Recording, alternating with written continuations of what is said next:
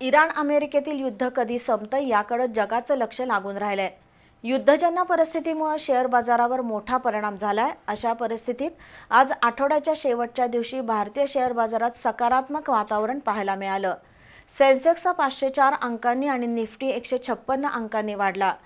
पुढील काही दिवसात युद्ध थांबलं तर पुन्हा एकदा शेअर बाजार आणखीन उसळी घेईल। आठवड्याच्या आजच्या शेवटच्या दिवशी भारतीय शेअर बाजारात तेजी आली। एकीकडे अमेरिका आणि इराण यांच्यातील युद्धात काही तोडगा निघेल आणि युद्ध थांबेल अशी आशा आहे।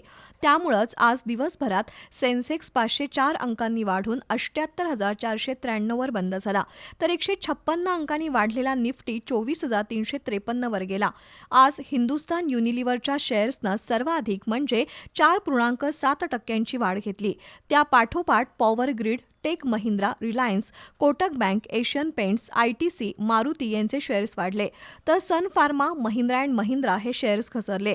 आशियाई बाजारपेठेत आज घसरण झाली असली तरी भारतीय शेअर बाजारात आज सकारात्मक वातावरण दिसून आलंय।